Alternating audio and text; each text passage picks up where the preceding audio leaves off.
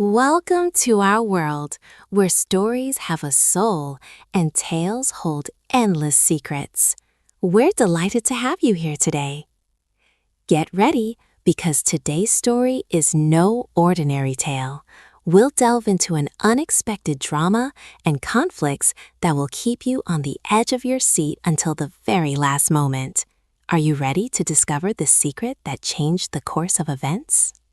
Before we begin our journey, I want to extend a very special greeting to all our loyal viewers from which country are you watching from? Let me know in the comments. Which city are you watching from? And what are your predictions for today's story? In the heart of the kingdom of Eldoria, where towering mountain peaks loomed on the horizon like silent guardians, and golden wheat fields danced with gentle breezes, Princess Lyra lived a life unlike that of other princesses. She cared less for embroidered silk dresses and lavish parties than for ancient books full of secrets and forgotten castle corridors.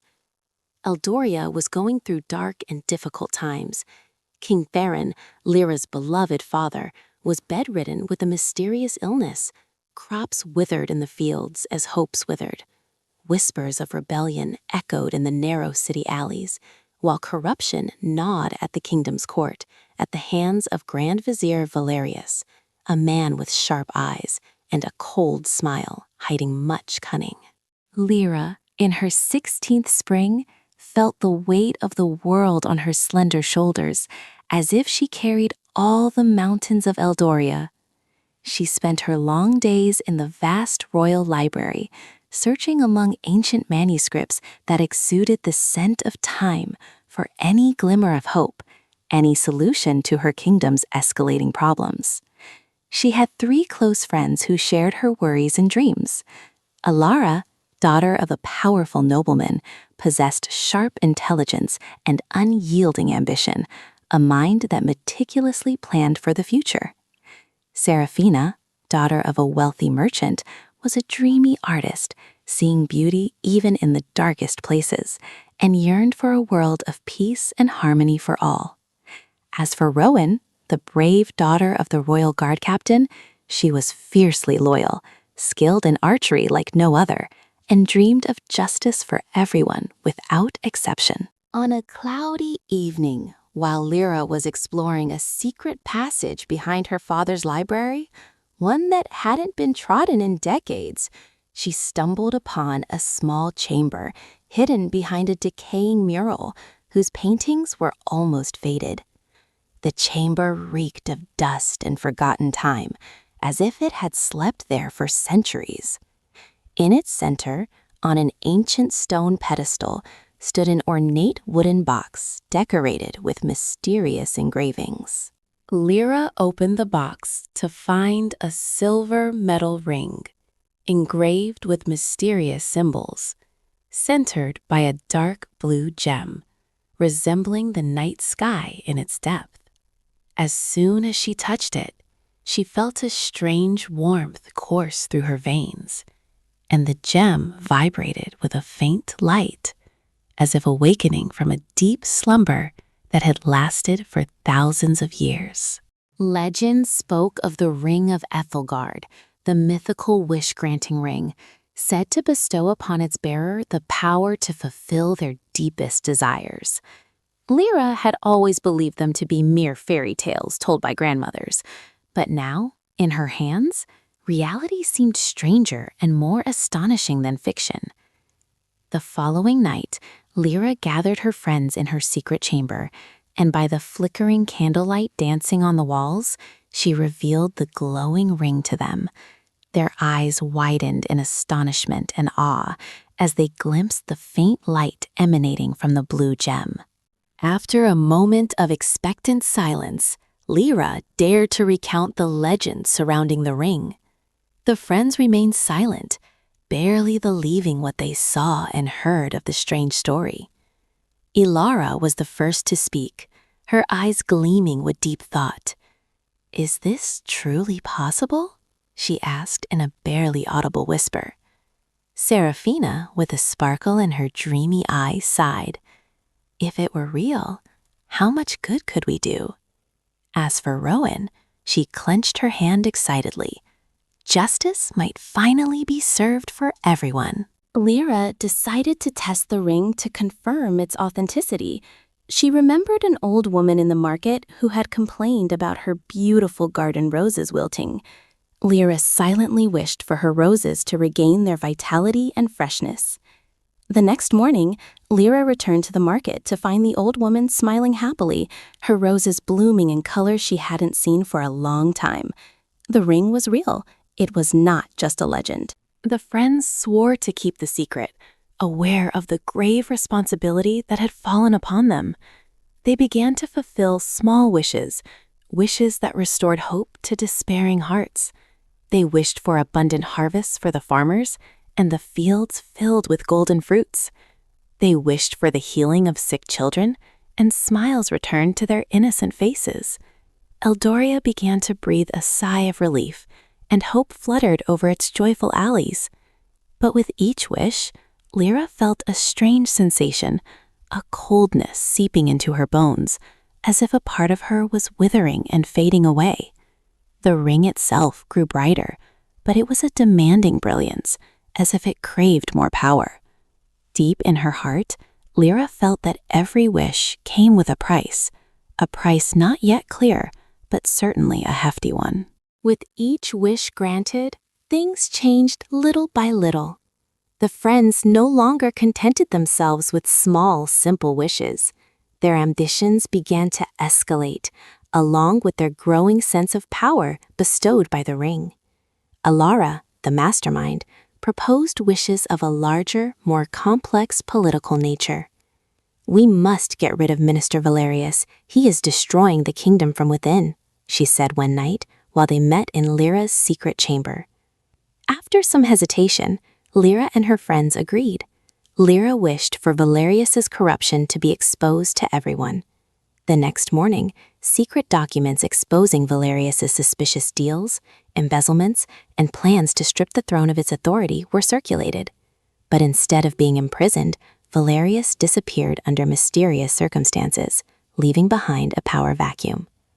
This was what Alara had planned, as she used her family's influence to fill some of these vacant positions, thereby gaining greater influence in the kingdom's court. Lyra felt a pang of concern.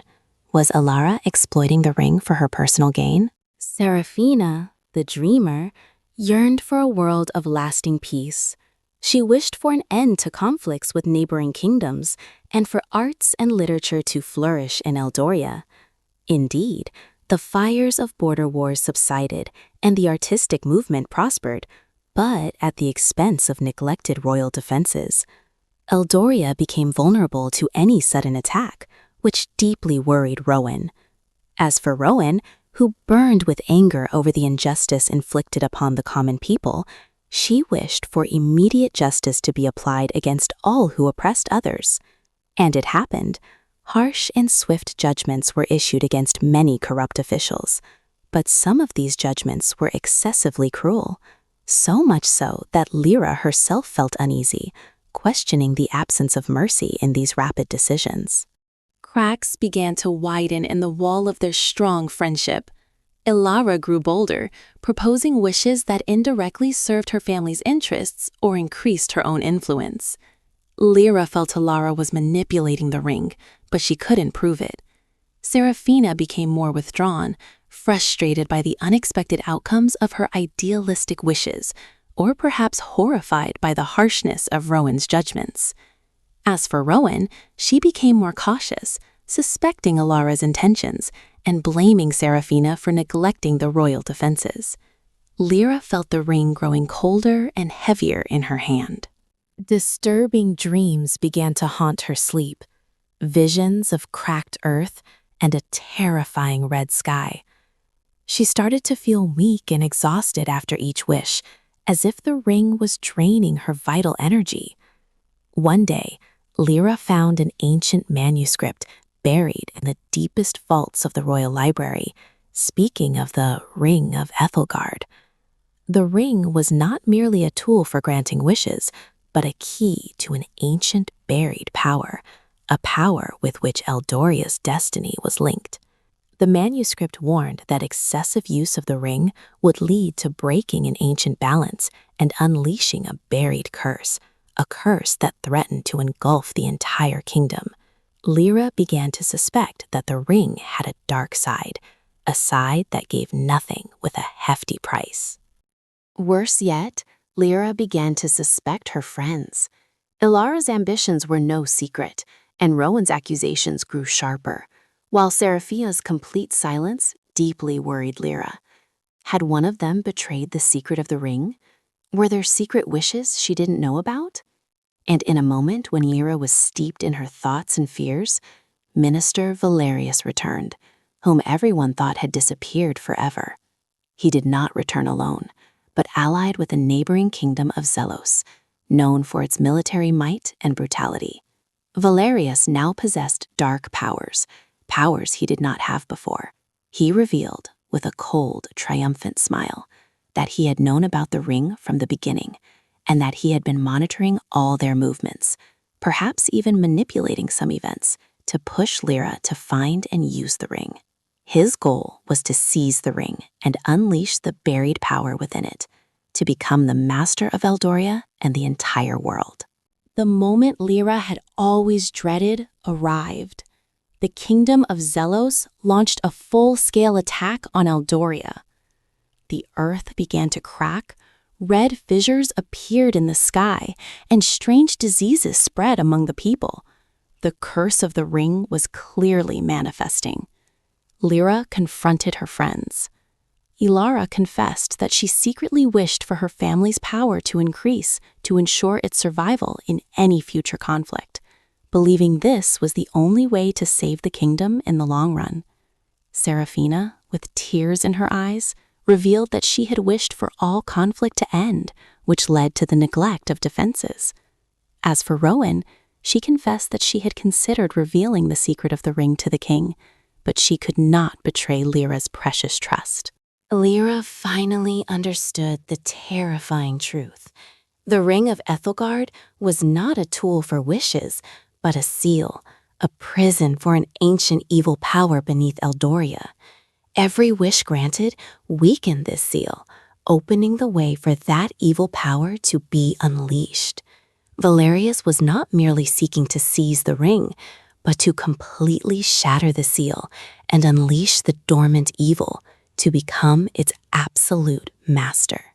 Now, saving Eldoria no longer depended on granting new wishes, but on reversing the entire process, on reactivating the seal, which required a great sacrifice, a sacrifice that might cost Lyra her life, or at least deprive her of all her remaining vital powers. The friends had to make a fateful decision. Could they trust each other again after all that had happened? Could they overcome their differences and individual ambitions to save their beloved kingdom? In the moment of truth, the friends looked at each other. They saw in each other's eyes fear, regret, but most importantly, they saw the remnants of a deep friendship, a friendship forged from years of laughter and tears.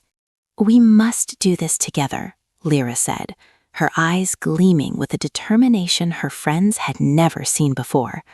"We no longer have the luxury of rivalry or doubt. Eldoria depends on all of us." The friends agreed. Each of them understood that their mistakes stemmed from good intentions, but they were mistakes that led to a dark and catastrophic path. It was time to atone for their errors. Led by the brave Lyra, the friends embarked on a final perilous journey towards the heart of the mountains, where the ancient temple containing the secret of the seal lay. Valerius and his army from the kingdom of Zelos pursued them relentlessly, in addition to the dark creatures that began to seep from the cracks in the earth. On their way, Lyra and her friends faced countless challenges, but this time they worked as a cohesive team. Ilara used her intelligence to overcome dangerous traps, and Rowan used her combat skills to protect them from enemies, while Seraphina inspired everyone with her beauty and inexhaustible inner strength.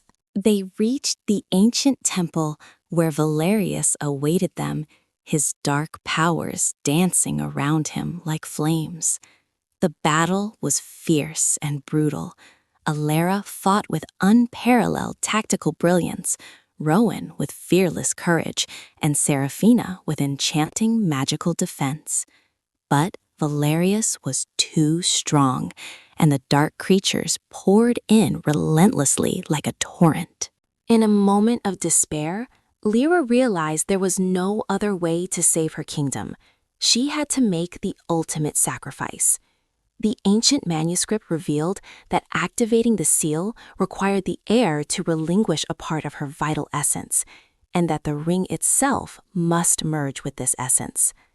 Lyra grasped the ring, feeling immense power gather within her. She looked at her friends, a smile gracing her face, a smile full of love and forgiveness. "It has been an honor to share this secret and this journey with you," she said in a steady, courageous voice. Then, Lyra focused all her energy, connecting with the ring and the ancient temple. The ring's jewel began to glow with a brilliant blue light, then merged with Lyra, becoming a part of her. Lyra felt excruciating pain, as if she was tearing apart from within, but she endured with strength and will. A colossal energy began to emanate from her, heading towards the earth, to close the cracks opened by the forces of darkness. Valerius's scream rose as his power began to fade with the closing of the seal. He turned to ash, and the dark creatures vanished completely. The earth quieted, and the terrifying attack ceased. Eldoria had survived destruction, but at a heavy price paid by Lyra. Lyra lay on the ground, completely exhausted, but alive. She had lost a part of her power, but she had gained something deeper and more valuable, immeasurable wisdom and courage. After the battle, Lyra and her friends returned to Eldoria. The kingdom had suffered great destruction, but it was safe. The ring no longer existed as a physical object, but had become a part of Lyra, a dormant power within her, always reminding her of the lesson of balance and sacrifice. The friendship among the girls had changed. It was no longer the innocent friendship it had been at the beginning, but a deeper, stronger friendship, forged from challenges, betrayal, and forgiveness. Alara remained by Lyra's side, using her intelligence to help her rebuild the kingdom, but this time with integrity and genuine dedication. Seraphina returned to her arts, but she began to paint canvases that reflected human struggles and hopes, becoming more realistic, yet never losing her faith in beauty. As for Rowan, she took command of the royal guard, becoming a symbol of justice and strength, but she learned that mercy was no less important than courage. Lyra ascended the throne of Eldoria, no longer the naive teenage princess, but a wise queen, bearing the responsibility of her kingdom and her people. She ruled Eldoria with rationality, benefiting from the lessons of the ring and sacrifice. She no longer relied on magical wishes, but on hard work, unity, and mutual trust. The Ring of Ethelgard became a legend, told for generations, a story warning of the dangers of unchecked power, and asserting that the greatest strength lies in the hearts of loyal friends, and in faith and good, even when shadows are all that the eye can see.